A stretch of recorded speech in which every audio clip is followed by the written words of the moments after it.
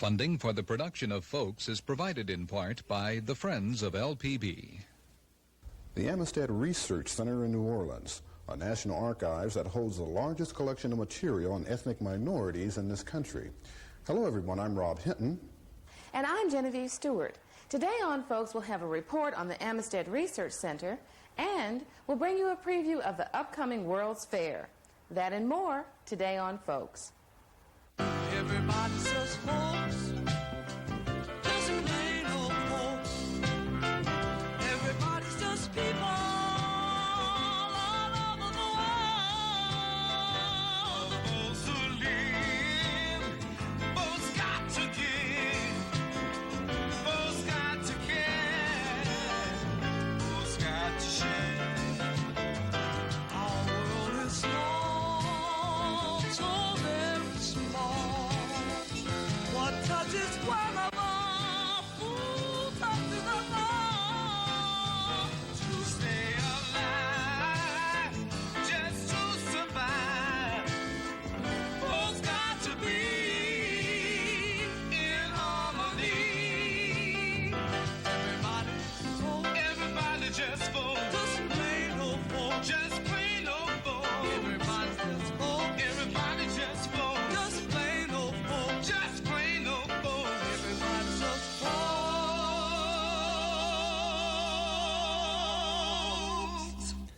February is Black History Month, and if you're preparing a report or project for the occasion, there really isn't a better place to be than the Amistad Research Center in New Orleans. It's a privately supported library archive dedicated to collecting material pertaining to the history of American blacks and other ethnic minorities. Amistad Research Center, housed in the old U.S. Mint, was founded back in 1966 by the American Missionary Association and 6 AMA-affiliated colleges. It began at Fisk University. Since 1942, the United Church Board for Homeland Ministries, or specifically one branch of the United Church Board for Homeland Ministries, the American Missionary Association, had supported its race relations department at Fisk. And in 1966, I went there to direct the race relations department with the understanding that I would also start the Amistad Research Center. I had worked in colleges supported by the American Missionary Association prior to that, and I had used the enormous collection of records that the American Missionary Association had going back to the Amistad incident. So we used that as a nucleus to collect other materials related to the Afro-American experience in race relations in the United States. It's a library archives devoted to race relations and ethnic history, with a major portion of its collections being useful for the study of the Afro-American experience in the United States. Although it does have materials on Africa, quite a large collection has recently been received. Its primary, I think, supporting collections would be for the study of Afro-American history if we break down the minority group about which it holds the most materials. The center has collected more than 8 million manuscripts dating as far back as the late 1700s to the present day. Manuscripts that include letters, unpublished writings, and photographs. Material that documents the rise and fall of slavery, the social histories of various immigrant groups, and the efforts of numerous people who have fought and are fighting to make democracy a reality in this country.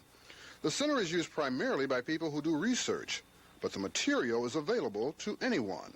The kinds of people who use it for sustained research are usually educators, authors of books, or graduate research students who are doing master's theses, PhD dissertations, etc. We have had school children who come. Of course, they do not use the primary resources. They usually use our book collection. We do have a substantial amount of books on some subjects that are at the juvenile level. Amistad has a staff of 12, and its financial support comes almost entirely from private gifts and grants. However, there is a national support group known as Friends of Amistad that helps out. We get grants from foundations and from the government. We have had 3 grants from the National Endowment for the Humanities. It's difficult for me to count quickly how many grants we've had from the Louisiana Committee for the Humanities, but we've had several grants from them.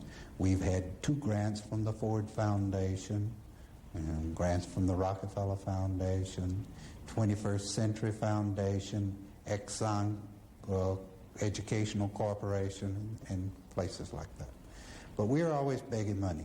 Then there is a national group called Friends of Amistad, a membership organization that contributes to our support.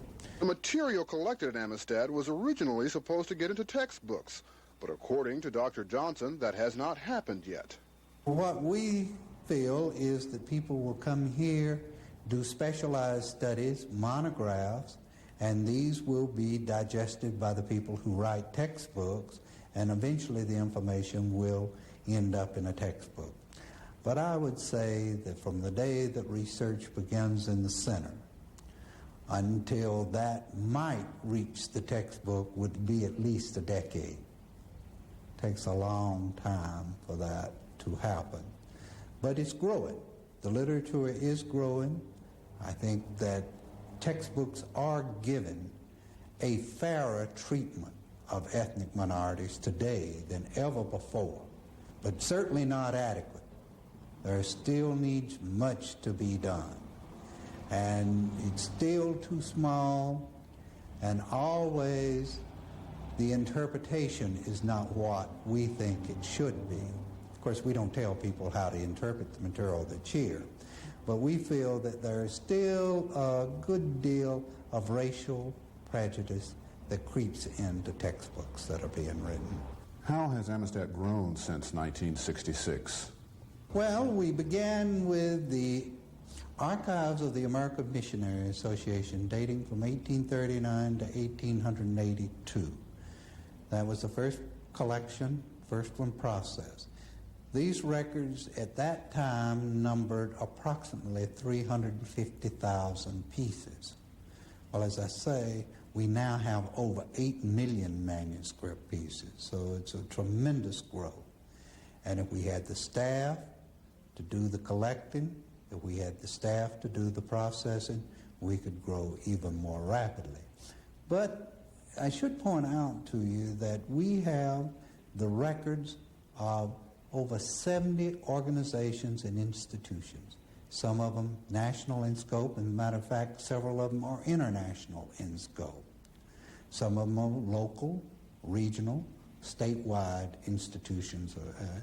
In addition to these institutional records, we have over 240 collections of the personal papers of individuals and families.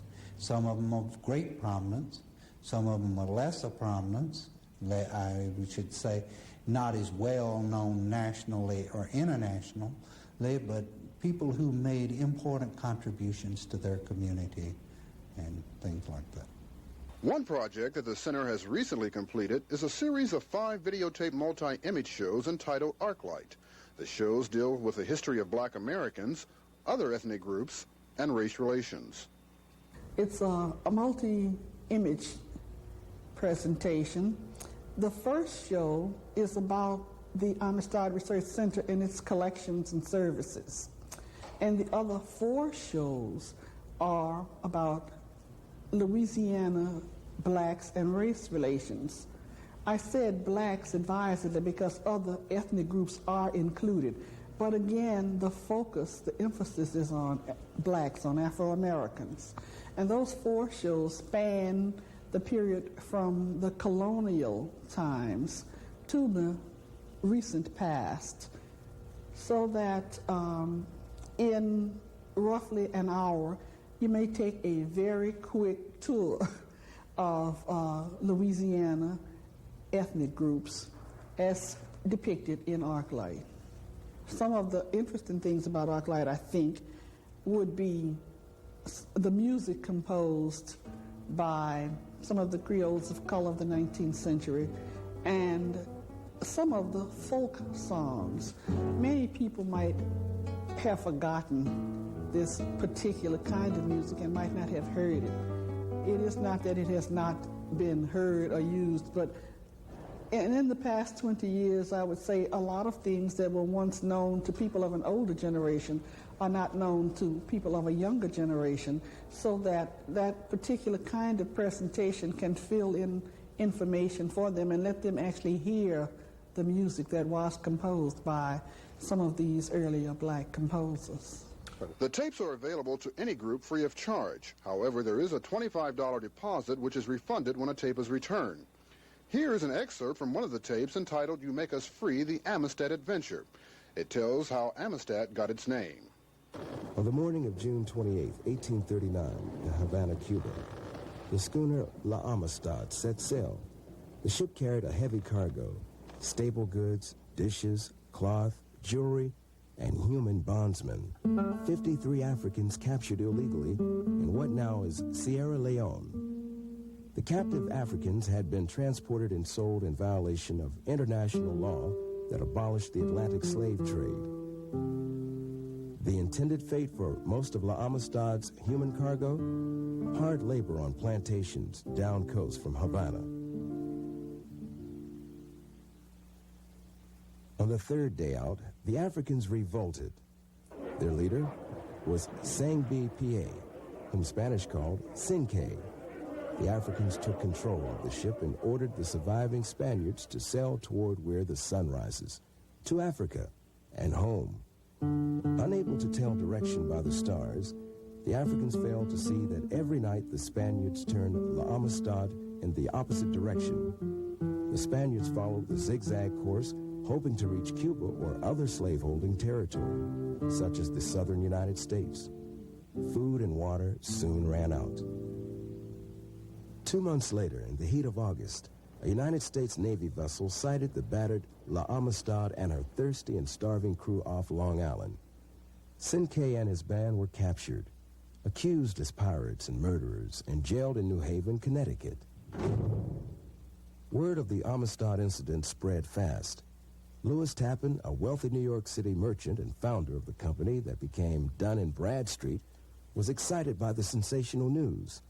Tappan and other religious-minded friends of his were dedicated to abolishing slavery and formed a committee to raise money to defend the Amistad Africans. The celebrated case crept its way through the legal tangle until a year later it reached the United States Supreme Court. Former President John Quincy Adams argued on behalf of Cinque and his crew. In 2 weeks, the Africans were set free. So that the Amistad captives could go home, Louis Tappan's committee of abolitionists raised more money to pay for ships' passage and supplies. In 1842, the Africans and some of the American abolitionists reached Sierra Leone and established a Christian anti-slavery mission. The original Tappan Committee soon joined with other groups opposed to slavery, including a group of free American blacks. Together, they formed the Interracial American Missionary Association. Abroad, the AMA supported the Sierra Leone Mission and other foreign anti-slavery missions. In the United States, the AMA founded missions to the American Indians and Chinese immigrants. The association also supported the controversial abolitionist preachers then moving into the growing American frontier. Nonetheless, the Christian abolitionists continued to be a minority in the United States, at least until the outbreak of war between the North and South. Without waiting for the fighting to stop, AMA missionaries followed the advancing Northern troops. They established hundreds of churches, orphan asylums, medical facilities, and schools for the ex-slaves, at a time when public education barely existed for whites in the South. The missionaries developed a privately supported system of schooling for the former slaves that extended from elementary to college level. The center has experienced tremendous growth over the last 18 years, and officials at Amistad anticipate a bright future. I have to say that it's going to continue to grow. We're going to expand our operations. We're going to add programs that we don't have now. And someday we're going to have a great, big, elaborate building perfectly equipped for all these programs and for our archival activities. Again, the Amistad Research Center holds the largest collection of manuscripts and other primary source material on ethnic minorities in this country. If you're ever at the old U.S. Mint in New Orleans, I suggest you check it out. It's really very fascinating. It has 1,500 members, or stockholders, if you will, a board of directors of 100 noted New Orleanians. Its president and chairman of the board is Sybil Morial, First Lady of New Orleans. What is it? It's the I've Known Rivers Afro-American Pavilion for the upcoming World's Fair. It's going to be spectacular, according to Sybil Morial and John Scott, senior artist and conceiver of the I've Known Rivers Pavilion. With art, with hands-on history and other artifacts, I've Known Rivers is going to make a statement about Louisiana and its Afro-American heritage. The I've Known Rivers Afro-American Pavilion's prime purpose is to present to the public our beautiful and rich heritage. Much of what is our history has been either neglected or misinterpreted, and this is an opportunity to present to a world forum what we are, why we are what we are, and maybe where we're going. This idea is the culmination of a lot of conversations with a lot of people over a long period of time. But I think the thing that germinated the idea in the beginning is the fact that in the southern region of the United States, there's not one cultural center that is controlled and is about black people. And the need for a place like that to pass on the traditions that we have and to enrich the lives of young black people was something sorely needed, and that's where the idea came from. The pavilion will be an outstanding tribute to Afro-American heritage and undoubtedly a one-of-its-kind in the country. That in itself is black history in the making. Scott further describes the exhibit's exciting intent and design. The exhibit is to give visual form to the richness of our history from the old country, places like Nubia, Egypt, etc., to the roots that we were brought here by, all the way up to today. And to cover, for example, we're going to cover areas, the Middle Passage, history, religion, Louisiana immediate history, social institutions, politics, law, education, business and commerce, science and technology, and the arts. That give you an idea. We realize that's a tremendous amount of information. So what we want to do is to get milestones within that broad area that we've spoken of, and to give out and disseminate an awful lot of information to encourage people to fill in the gaps. But we figure if we do it well enough, they're going to want to fill in the gaps.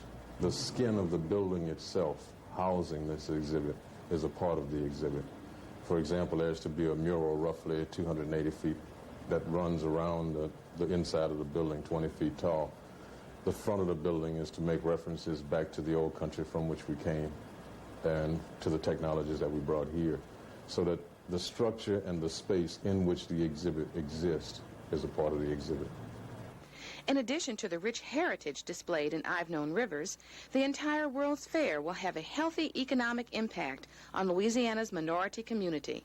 Vice President of Dillard University, Charles Teamer, is one of 7 World's Fair commissioners. He states the magnitude of the fair on Louisiana's black citizens. Well, I think it'll have a tremendous impact on the minority community in New Orleans. More than anything else, it's going to offer an opportunity for many minority firms to become engaged in businesses that have not been in them before. In some instances, it's going to bring new business ventures to New Orleans, and in many other instances, it's going to provide an opportunity for people to go into the non-traditional kinds of businesses. The fair is going to employ a lot of individuals for day-to-day work. But in addition, the concessionaires, those persons who opened up restaurants, will also employ persons. In addition, the international pavilions will have restaurants, and they will employ persons. Our personnel department will assist individuals in jobs. But more importantly, for minorities, we have an affirmative action plan, which is a part of the contract for everyone who is involved in business with the Louisiana World Exposition. The World's Fair Commission has seemingly gone to great lengths to ensure minority vendors' participation. How has this been achieved? We have employed at the fair a director of minority affairs whose primary responsibility is to see that this comes about. For example, we thought that we would at least have a minimum of 25% of our employment would be minority. At December 9th, we had 36%. Now, this indicates that we really have not employed the large onslaught of day-to-day workers. The persons who are employed at the fair now are basically professional persons and clerical workers who are specialized people. So 36% of that number are minority today. We also set minority policy goals of concession awards of 25%. We had 31% in December 31st. We had construction contracts of 20%, and we had about 18.9% at December 31st. We are a little behind on our construction goal. We think we're going to achieve it. We've been working hard to do that. Some of the minority contractors that we anticipated that we would do business with, we're not able to do business with the fair for one reason or another. I don't know all the reasons, but we are finding that we look very hard for minority contractors in this regard. What do you anticipate from the minority exhibit, I've Known Rivers? We believe that the I've Known Rivers Pavilion provides an opportunity not only to showcase what has happened in New Orleans traditionally and historically, but it provides an opportunity to maintain, retain, and capture and keep on file some of these things in the future. We hope that it will be possible to relocate the I've Known Rivers Pavilion at another site, hopefully in New Orleans, but if someone in Louisiana has enough money and would like to import it to Baton Rouge, I'm sure that could be done. But we believe that New Orleans has a rich background in what has taken place with persons of minority background, and we think that this will offer a unique opportunity to showcase this. Sybil Morial addressed the importance of finding a permanent housing for the exhibit after the World's Fair. And let me state that the prime reason why there's so much energy going into this exhibit was because of the residual. As John said, he had it's been a need and a desire among many of us in the community to have a museum cultural center where much of this could go on. And this was a vehicle to make it happen, so that this pavilion is in effect launching a museum cultural center, which will become a permanent institution in our city. And it is being constructed in modules, so it can be dismantled to travel and also to go into our permanent building. Their conception of the exhibit's permanent site as a cultural center is innovative and ingenious. We're using cultural center here a little bit different from the museum, like New Orleans Museum. We want a place where not only can you go and see artifact, but you can also see the people making them. There could be artists in residence where a young kid might go study with a painter, or get to see a musician, a writer, or an archivist, or a video artist, or a filmmaker. We want to be able to deal with the oral tradition and writing and all of that, where young people can come, but also where our artists can have a platform to make immediate contact with the community. Because without people, there is no art. So we want to establish that for our own people. And I really would like to stress, this is not exclusive, but I think we are responsible for our own history. And if we don't take the leadership, then it's our fault. And we want a place where that leadership can be taken. Genevieve, let me say another word about the pavilion itself. John addressed all of the exhibitry and artifacts and memorabilia that will be there, but there will also be a performing area which will enhance the exhibitry. We will have storytellers and lecturers and dancers and performers and demonstrators, which will further enhance the exhibitry. Yeah, the exhibitry too is not confined. I mean, the performance is not confined to one area, because we want to utilize, I guess for lack of a better name, the idea of impromptu, the street theater right in the middle. So, for example, you may be walking through a history area and run into Nat Turner and some of his men planning a revolt, or Harriet Tubman addressing some slaves. So the idea is to make the people visiting the pavilion a part of and make them experience.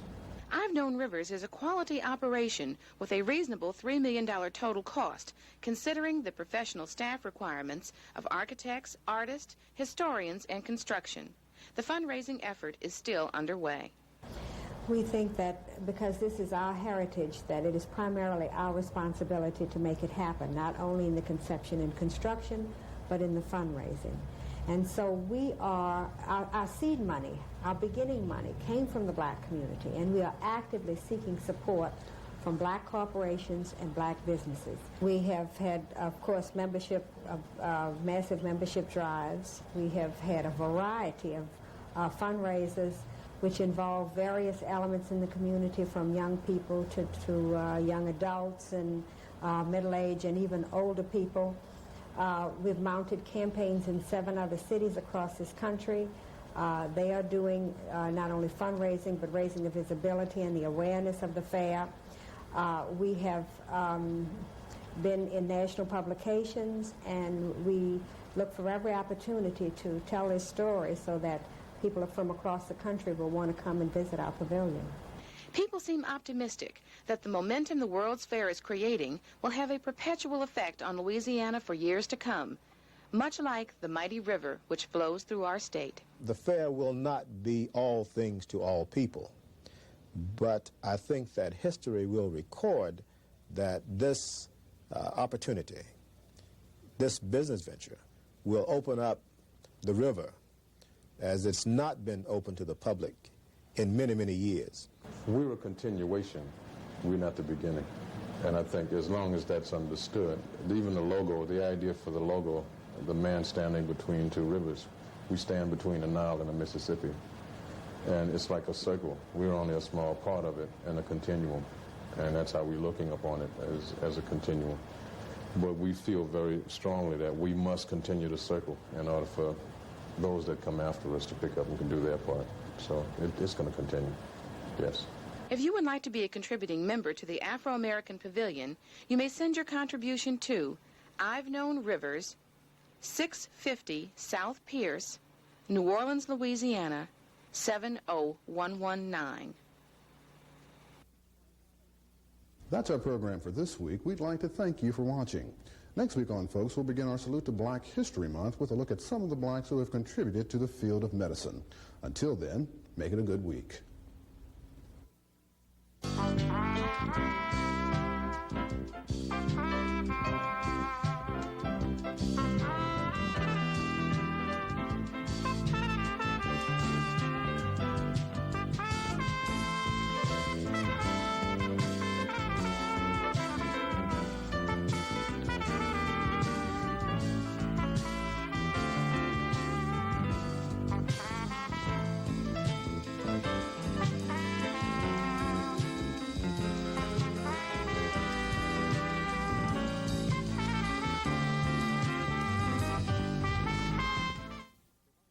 Funding for the production of Folks is provided in part by the Friends of LPB.